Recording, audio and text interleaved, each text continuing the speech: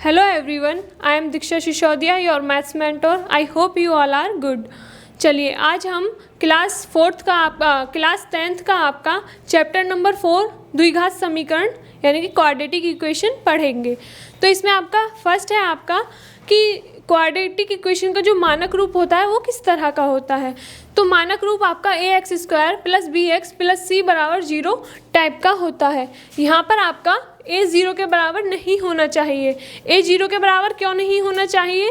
क्योंकि आप देखेंगे अगर मैंने यहाँ पर a को 0 कर दिया तो आप देखेंगे bx + c रह जाएगा। ये आपकी एक द्विघात समीकरण नहीं है, क्योंकि द्विघात समीकरण होने के लिए क्या होना चाहिए? आपके चर की जो मैक्सिमम पावर है वो 2 होनी चाहिए। क्लियर?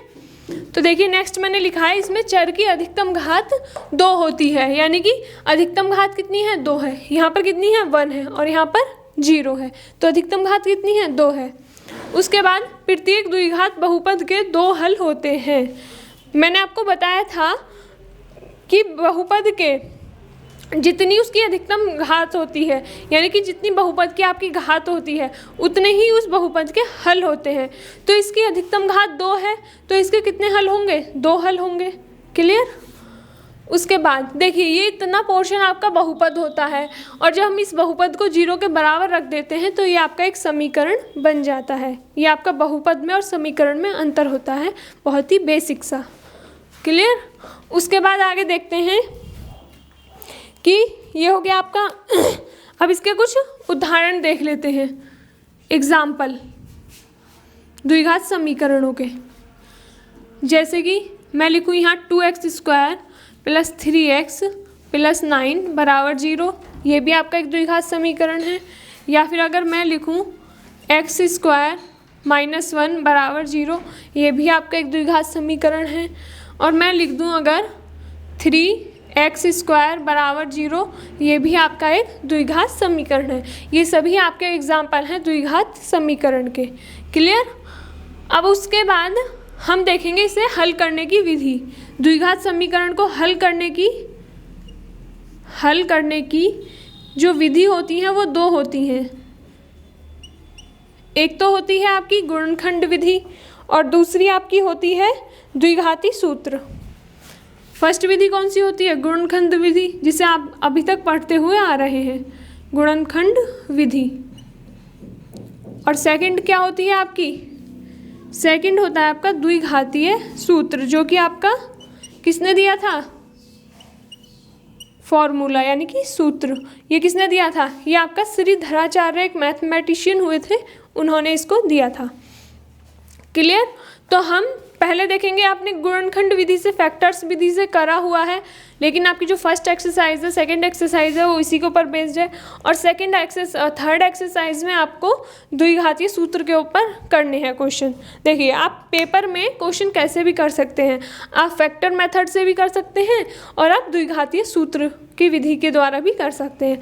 ये आपके ऊपर डिपेंड है टोटली। ठीक है? आपके ऊपर कोई बाउंडेशन नहीं है कि मैं अगर एक्सरसाइज 1 में या एक्सरसाइज 2 में आपको गुणनखंड विधि से करा रही हूँ तो उन क्वेश्चन को आप द्विघात समीकरण से नहीं, द्विघातीय सूत्र से नहीं कर सकते हैं। तो ऐसा कुछ नहीं है, आप कर सकते हैं। ठीक है? आप द्विघातीय सूत्र का हम मोस्टली यूज़ वहाँ करते हैं जहाँ आपके गुणनखंड ना बन रहे हों, लेकिन जहाँ आपके गुणनखंड बन रहे हों वहाँ भी हम इसका यूज़ कर सकते हैं। लेकिन गुणनखंड विधि का हम यूज़ वहीं कर सकते हैं जहाँ गुणनखंड बन रहे हों। क्लियर? आगे समझ?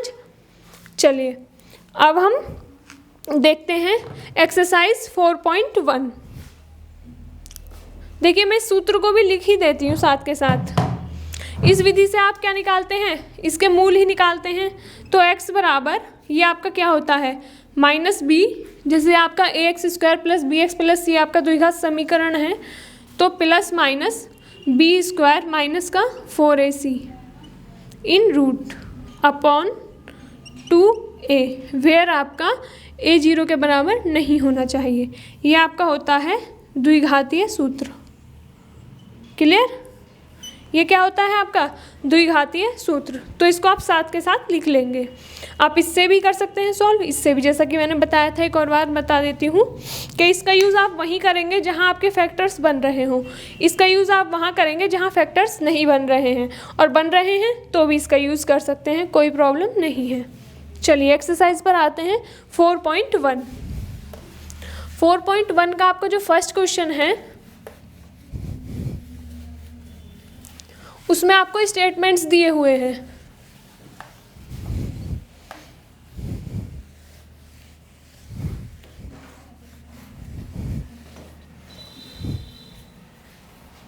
अब आ जाते हैं एक्सरसाइज 4.1 पर। Exercise 4.1 clear. तो इसका क्वेश्चन नंबर फर्स्ट देखते हैं। Question number first, question number first में आपको कहा गया है कि फर्स्ट क्वेश्चन है, आपको बताना है कि इनमें से कौन कौन सी द्विघात समीकरण है, कौन सी नहीं है। तो इसका मैं फर्स्ट लेती हूँ। इसमें आपको दिया हुआ है x+1 का whole square is equal to, आपको दिया हुआ है आगे 2x+3 x-3। ये आपको स्टेटमेंट दिया हुआ है, ये आपको बताना है कि द्विघात समीकरण है या नहीं है। तो हम क्या करेंगे, हम देखेंगे यहाँ इसका टर्म का होल स्क्वायर हो रहा है और ये आपका 2 इसके मल्टीप्लाई में है, तो हम इसको सिंप्लीफाई कर लेते हैं। पहले देखिए a+b का होल स्क्वायर क्या होता है, a² + b² प्लस का c²। तो देखिए x² प्लस 1 का स्क्वायर 1 रहेगा आपका, प्लस 2ab, और इधर आपका 2 की मल्टीप्लाई कर देंगे ब्रैकेट के अंदर तो 2x। इस टर्म को आप लेफ्ट साइड में ले आएंगे। क्लियर। तो देखिएगा x² प्लस 1 प्लस का 2x माइनस का 2x और प्लस का 6 बराबर आपका 0। क्लियर। ये आपका 2x से 2x कैंसिल, क्योंकि ये प्लस माइनस के हैं। उसके बाद देखिएगा x² ये 1 और ये 6 प्लस 7 बराबर 0। ये आपका सिंप्लीफाई होकर ऐसे बन गया है। अब हमने देखा कि इसमें x की मैक्सिमम पावर कितनी है, 2 है, तो ये क्या है, एक द्विघात समीकरण है। तो आप कहेंगे कि ये समीकरण है, द्विघात समीकरण है। ये क्या है आपका, ये जो दिया हुआ है एक द्विघात समीकरण है। इसी तरह से सेकंड को देखते हैं। सेकंड में आपका दिया हुआ है x² माइनस 2x बराबर, ये आपका इक्वल दिया हुआ है -2 3 माइनस x के। ठीक है, ये इसके इक्वल है। उसके बाद हम देखेंगे, ये हो गया आपका। उसके बाद हम देखेंगे कि x² मैं इसको मल्टीप्लाई कर लेती हूँ। पहले तो देखिएगा मैं इधर कर लेती हूँ, तो -6 प्लस का 2x, मैं इसको इधर की साइड ले आऊँगी, तो x² minus 2x plus 6 minus का 2x बराबर 0। ये आपका बन गया है। क्लियर। उसके बाद मैं इसको कैसे लिख सकती हूँ, x² माइनस 4x प्लस 6 बराबर 0। अब देखेंगे x की मैक्सिमम पावर 2 है, यहाँ पर 1 है और यहाँ पर 0 है, तो हम क्या बोलेंगे, ये द्विघात समीकरण है, क्योंकि इसकी मैक्सिमम पावर कितनी है, 2 है। तो ये क्या है आपका, एक द्विघात समीकरण है। क्लियर। तो आपको सारे पोर्शंस इसके ऐसे ही करने हैं, आपको सिंप्लीफाई करने हैं और आपको बताना है 2 की मैक्सिमम पावर, पॉलिनोमियल की मैक्सिमम पावर 2 है या नहीं है। 2 है तो वो द्विघात समीकरण होगा। उसके बाद देखते हैं थर्ड। देखिए मैं एक और कराऊंगी, बाकी आपको खुद से करने हैं। मैं क्यूब वाला करा देती हूँ आपको।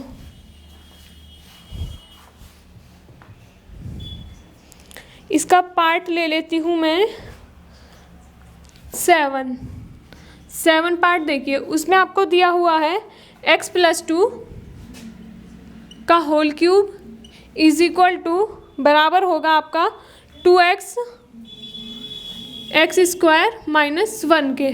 क्लियर।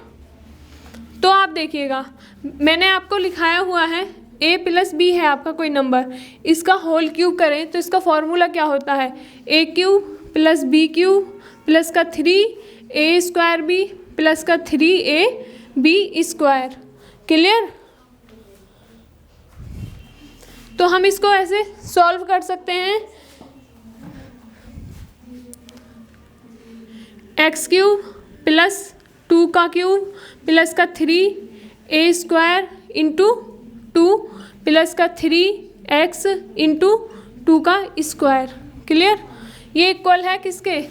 इसके अंदर मल्टीप्लाई कीजिएगा 2x³ माइनस का 2x। क्लियर? ये आपका फॉर्मूला है। उसके बाद हम देखेंगे 2x³ माइनस 2x को इधर की साइड ले आएंगे तो हम लिखेंगे x³ प्लस का 2 का क्यूब 8 प्लस का 6x² प्लस का 2 2 ज़ा 4 3 ज़ा 12x माइनस का 2x³ और प्लस का आपका 2x बराबर 0। आप 2x³ में से 1x³ माइनस करेंगे तो आपका यहाँ बचेगा -x³। उसके बाद देखेंगे यहाँ पर क्या है आपका 6x² और 12x और x 14x हो जाएगा आपका ये, और यहाँ पर आपका बचेगा 8 बराबर 0। ये आपका क्या है? आप देखेंगे यहाँ पर x की मैक्सिमम पावर कितनी आ रही है 3, तो ये आपका द्विघात समीकरण नहीं है। द्विघात समीकरण नहीं है, यह आपका द्विघात समीकरण नहीं है, यही आपको बताना था। ठीक है? तो आपने देखा मैक्सिमम पावर 3 हो या मैक्सिमम पावर 1 हो या मैक्सिमम पावर 0 हो तो आपके द्विघात समीकरण नहीं होंगे। द्विघात समीकरण होने के लिए आपके मैक्सिमम पावर 2 होनी चाहिए। क्लियर? तो इसके बाकी के जो बचे हुए पार्ट हैं आप खुद से करेंगे। अब आ जाते हैं हम क्वेश्चन नंबर 2 के फर्स्ट पार्ट पर। ओके स्टूडेंट्स, तो हम क्वेश्चन नंबर 2 का फर्स्ट पार्ट देखते हैं। क्वेश्चन नंबर 2 में आपको स्टेटमेंट्स दिए हुए हैं कई सारे पार्ट्स में। उसमें आपको क्या करना है कि उन स्टेटमेंट से आपको क्वाड्रेटिक इक्वेशन यानी कि द्विघात समीकरण बनानी है। क्लियर? तो फर्स्ट में आपका बोला गया है कि एक आयताकार बाग है, उसका जो क्षेत्रफल आपको दिया हुआ है वो दिया हुआ है आपको 528 मीटर स्क्वायर, और आपको बोला गया है उस क्वेश्चन में कि आपकी जो लंबाई है वो चौड़ाई के 2 गुने से 1 अधिक है। तो आपको द्विघात समीकरण बनानी है, क्योंकि द्विघात समीकरण बनेगी तो ही हम उसकी लंबाई और चौड़ाई उसकी या तो गुणनखंड विधि से या फिर जो मैंने आपको सूत्र बताया था द्विघातीय सूत्र उसके द्वारा हम निकाल सकते हैं। क्लियर? तो देखिए हम इसको कैसे सॉल्व करेंगे। 2 का फर्स्ट पार्ट, इसका हम देखेंगे सॉल्यूशन। माना लंबाई x है, लंबाई x है, सॉरी आपकी चौड़ाई मानिए आप x है, माना आपकी चौड़ाई x है। चौड़ाई कितनी है आपकी? x है। तो लंबाई कितनी हो जाएगी आपकी? उसने बोला आपकी लंबाई जो है वो चौड़ाई के 2 गुने से 1 अधिक है, ये इसमें कहा गया है स्टेटमेंट में। तो चौड़ाई का 2 गुना करा और उसमें 1 ऐड कर दिया तो ये हमारी क्या मिल गई आपको? लंबाई। ठीक है? ये आपका b होता है और ये आपका l होता है। क्लियर? ये आपकी लंबाई हो गई और ये आपकी ब्रेथ यानी कि चौड़ाई हो गई। उसके बाद क्वेश्चन में कहा गया है उसका क्षेत्रफल। देखिए कोई भी आपका बगीचा है, ये है, ये एक आयताकार बगीचा है, इसका क्षेत्रफल कितना होगा? LB, अगर ये लंबाई है और ये चौड़ाई है तो क्षेत्रफल कितना दिया हुआ है आपको? आप लिखेंगे क्षेत्रफल आपको यानी कि LB बराबर आपको दिया हुआ है 200 कितना दिया हुआ है? 528 सॉरी, आपको दिया हुआ है 528। क्लियर? मीटर स्क्वायर हमने मानी है x मीटर और 2x मीटर हमने ये मानी है लंबाई। क्लियर? उसके बाद देखिए L और B की वैल्यू रख दीजिएगा। अब आप क्या करेंगे? L इंटू B बराबर x इंटू 2x प्लस 1 बराबर आपका किसके हो जाएगा? 528 यानी कि 528 के इक्वल हो जाएगा। हम क्या करेंगे? इसकी मल्टीप्लाई कर देंगे तो 2x² प्लस एक्स, इसको इधर की साइड ले आएंगे यानी कि लेफ्ट साइड में ले आएंगे तो माइनस का 528 बराबर में आपका 0। ये आपकी क्या बन गई है, एक क्वाड्रेटिक इक्वेशन, क्योंकि इसकी जो आपका x है, चर है, उसकी मैक्सिमम पावर कितनी है, 2 है, इसीलिए आपका एक क्वाड्रेटिक इक्वेशन बनके तैयार हो गया है। इसी तरह से इससे आगे आपको सॉल्व नहीं करना है, इसमें नहीं पूछा गया है कि आप लंबाई निकालिए, चौड़ाई निकालिए, ठीक है, बस इसमें बोला गया है कि आपको क्वाड्रेटिक इक्वेशन बनानी है। तो हम देखते हैं इसका सेकेंड पार्ट। सेकेंड पार्ट में आपसे कहा गया है कि दो क्रमागत धन पूर्णांकों का गुणनफल 306 है, तो हमें पूर्णांक ज्ञात करने हैं। सेकंड पार्ट में क्या गया है, तो हम मानेंगे माना एक पूर्णांक हम मान लेते हैं x, कोई भी हो सकता है, अब हमें क्या पता क्या होगा, है या नहीं, तो हम मान लेते हैं x है, x है। तो दूसरा पूर्णांक क्या होगा, आपका क्रमागत है तो x + 1 होगा। क्लियर? अगर आपका एक x है तो क्रमागत यानी कि उससे नेक्स्ट जो होगा उसमें 1 जोड़ देंगे तो x + 1 होगा। उसमें कहा गया है दोनों का गुणनफल आपको दिया गया है 306, यानी कि x × x + 1 बराबर 306, ये आपको दिया हुआ है। क्लियर? ये आप क्या लिखेंगे, दिया है, ये आपको दिया है, तो आपको क्वाड्रेटिक इक्वेशन बनानी है और कुछ नहीं करना है। तो क्वाड्रेटिक इक्वेशन बनाने के लिए आप क्या करेंगे, x² प्लस का x और इसको आप लेफ्ट साइड में ले आएंगे, 306 बराबर 0। ये आपकी क्या बन गई है, एक क्वाड्रेटिक इक्वेशन, x की मैक्सिमम पावर 2 है। अब देखते हैं थर्ड पार्ट। थर्ड में कहा गया है रोहन की माँ उससे 26 साल बड़ी है। क्लियर? और आगे कहा गया है उसकी आयु का गुणनफल अब से 3 वर्ष पश्चात 360 हो जाएगी। उनकी आयु वर्षों में अब से 3 वर्ष पश्चात, तो हम मान लेते हैं, माना इसका थर्ड पार्ट हम कैसे करेंगे, माना रोहन की वर्तमान आयु कितनी है, x मान लेते हैं, x ईयर है। x इसलिए माना है क्योंकि एक चर है, कुछ भी हो सकती है, ये हमें पता नहीं है। और क्वेश्चन में कहा गया है, दिया है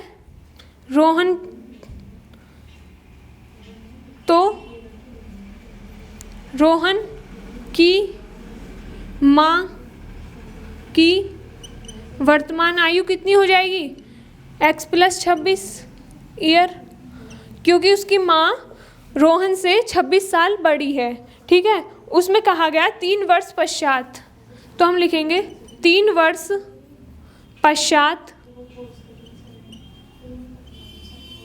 हम लिखेंगे 3 वर्ष पश्चात रोहन की आयु कितनी हो जाएगी, आपकी रोहन की आयु 3 वर्ष पश्चात रोहन की आयु, तो मैं इसको रोहन की आयु को आप ऐसे लिख लीजिएगा, रोहन की आयु आप लिखेंगे x + 3 ईयर,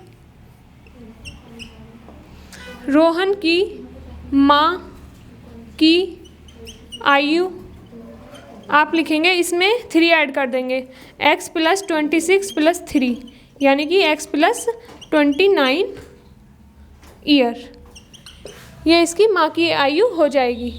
क्लियर? 3 वर्ष पश्चात। तो क्वेश्चन में आपका आगे दिया हुआ है कि रोहन की आयु और उसकी माँ की आयु का 3 वर्ष पश्चात उनका जो गुणनफल है वो आपका हो जाएगा कितना, 360। तो 3 वर्ष पश्चात दिया है, आप लिखेंगे आगे, दिया है 3 वर्ष पश्चात जो उनकी आयु का गुणनफल है यानी कि x + 3 × x + 29 = वो आपको 360 दिया है। तो आपको क्या बनाना है, ये इससे बनानी है क्वाड्रेटिक इक्वेशन। तो आप कैसे करेंगे, देखिए मल्टीप्लाई कर देंगे x² और इसकी इसमें करेंगे 29x प्लस का 3x और प्लस का 720 और इसको इधर ले आएंगे तो माइनस का 360 = 0, ठीक है ना। यहाँ पर आपका यहाँ पर आपका आएगा 3 2 सा कितना होता है आपका 6 होता है, 3 2 सा कितना होता है 6 होता है, और उसमें 2 ऐड करेंगे तो यहाँ कितना आएगा, यहाँ आएगा आपका 87। उससे आगे देखेंगे,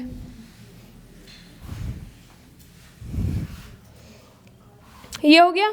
अब उससे आगे हम कैसे करेंगे, x² इन दोनों को ऐड कर देंगे, कितना आ जाएगा आपका, ये आ जाएगा आपका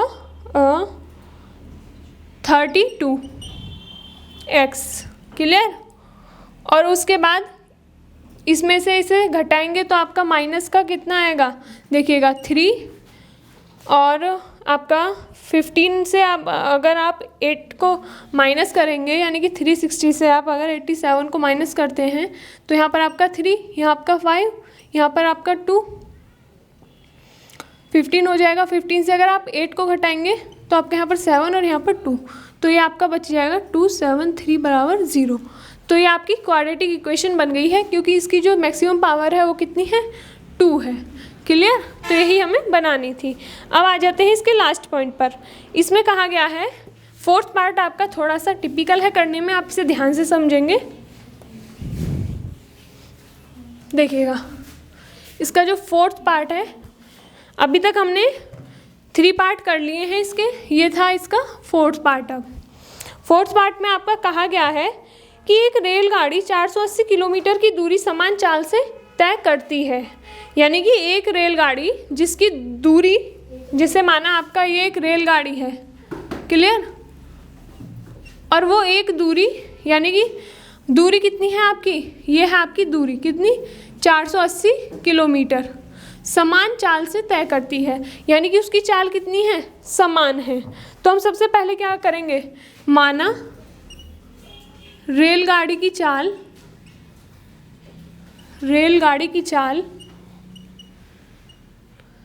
x किलोमीटर पर आवर है, क्लियर।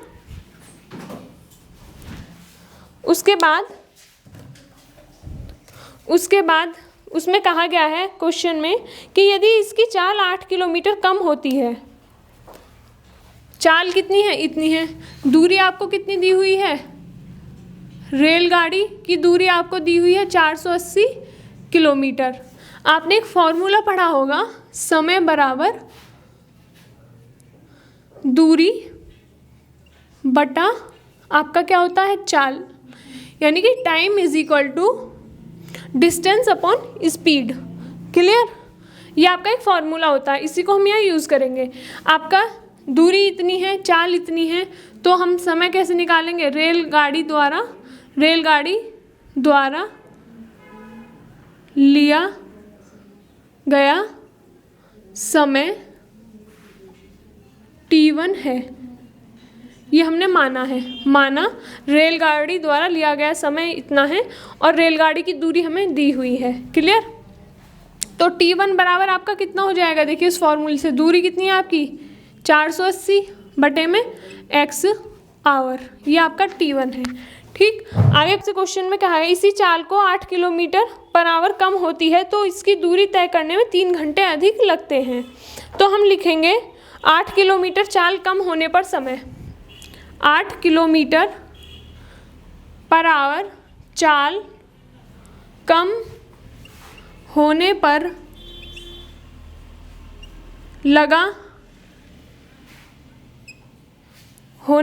रेलगाड़ी द्वारा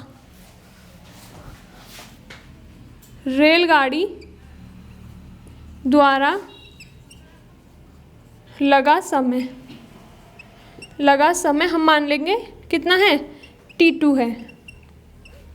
तो देखिएगा चाल कितनी करी है हमने, 8 किलोमीटर कम, पहले आपकी कितनी थी, x थी, और उसमें हमने 8 को कम कर दी है, तो चाल कितनी रह गई आपकी 8x - 8 किलोमीटर पर आवर। तो t2 कितना हो जाएगा आपका, डिस्टेंस तो आपकी उतनी ही है और आपकी चाल कितनी हो गई है, अभी मैंने आपको बताया था x - 8 बचेगी। देखिए x किलोमीटर वो पहले चल रहा था और 8 किलोमीटर उसने चाल को कम कर दिया है, तो चाल कितनी बचेगी आपकी, x में से 8 घटा देंगे, जो घटाने के बाद मिलेगी वही होगी आपकी चाल। तो उसमें क्वेश्चन में बोला गया है कि 8 किलोमीटर चाल कम होने पर रेलगाड़ी द्वारा 3 घंटे अधिक लगते हैं। तो यानी कि आपका जो T2 है, T2 माइनस T1 बराबर 3, ये आपको दिया है क्वेश्चन में, स्टेटमेंट में आप लिखेंगे दिया है T2 माइनस T1 आपका कितना है, आपका 3 आवर दिया हुआ है। तो बस कुछ नहीं करना है, आप T2 और T1 की वैल्यू पुट करनी है और इसे सॉल्व करना है। देखिए T2 कितना है आपका 480 upon x minus 8, clear, minus T1 है आपका 480 अपॉन में x इज इक्वल टू 3। ठीक है, अब हमें इसको सॉल्व करना है। हम क्या करेंगे, इसको एलसीएम ले लेंगे, x माइनस 8 इंटू एक्स को, इधर आप 480 की मल्टीप्लाई करेंगे x से और इधर 480 की मल्टीप्लाई करेंगे आप x माइनस 8 से, क्लियर, और यहाँ पर आपका 3 है। आगे देखिएगा, मैं क्रॉस मल्टीप्लाई कर दूंगी तो ये इसकी मल्टीप्लाई इधर हो जाएगी और 1 की इसके साथ में। तो देखिएगा 480x माइनस 480x, इसकी मल्टीप्लाई ब्रैकेट में करूँगी और माइनस माइनस प्लस का 480 की मल्टीप्लाई करूँगी 8 से, तो ये आपका 0, यहाँ पर आपका 4, यहाँ पर आपका 6, 32 और ये आपका 38, ये आ जाएगा आपका 3840, यानी कि 3840, क्लियर। और इसकी मल्टीप्लाई मैं करूँगी 3 इंटू एक्स की, इसके साथ में x into x minus 8, clear. और इसकी अगर मैं मल्टीप्लाई कर दूँ तो ये आपका हो जाएगा 3x स्क्वायर माइनस का 24x।